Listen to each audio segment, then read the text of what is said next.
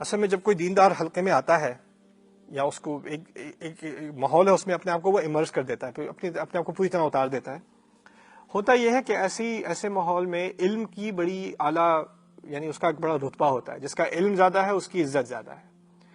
تو پھر ہمیں بھی ایک ہوتا ہے کہ ہم زیادہ سے زیادہ علم حاصل کریں، سیکھیں، نوٹس لیں اور کلاسز لیں، اور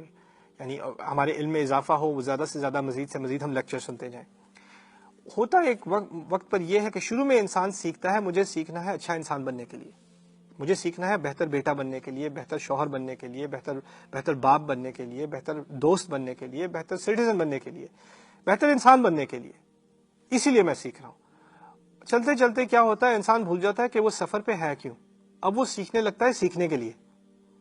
اب وہ سیکھ تو رہا ہے بہت ساری چیزیں، اب اس میں مقابلے میں ہے، اس نے تو یہ بھی سیکھ لیا، وہ بھی سیکھ لیا، میں ابھی تک یہاں پیچھے رہ گیا ہوں، مجھے اس سے آگے نکلنا ہے علم میں، مجھے یہ بھی یاد کرنا ہے، وہ بھی یاد کرنا ہے. اب وہ ان چیزوں میں علم کا ایک ایسا obsession اس کو آ جاتا ہے کہ وہ بھول جاتا ہے اس بات کو کہ اصل مقصد علم کا کیا تھا، انسان کی شخصیت کو بدلنا، انسان کے کردار کو بدلنا. اس نصیحت کو قرآن کو یاد کرنا اصل مقصد نہیں تھا. کہا ہے لعلکم تحفظون، تاکہ تم یاد کرو، نہیں کہا تو وہ تو حفظ کا اپنا ایک فائدہ ہے. کہا کیا ہے، لعلکم تعقلون، تاکہ تم اس کے بارے میں سوچو،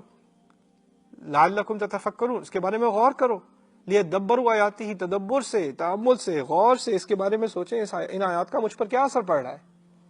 تو اسی لیے کہا گیا ہے کہ جب ان آیات پر سے آپ ذکر بھی کر رہے ہیں، آپ کو ان کی تفسیر بھی معلوم ہے، ان کی عربی ووکیبلری بھی آپ کو آتی ہے، ان کی اعرابی ترکیب بھی آپ کر سکتے ہیں، اس کا ترجمہ بھی پڑھا ہوا ہے، اس کی تفسیریں بھی پڑھی ہوئی ہیں، لیکن پھر بھی اندھے ہیں، پھر بھی بہرے ہیں، کیونکہ ان آیات کا جو آپ پر ذاتی طور پر اثر ہونا چاہیے اس کا کوئی ظہور ہی نہیں ہے.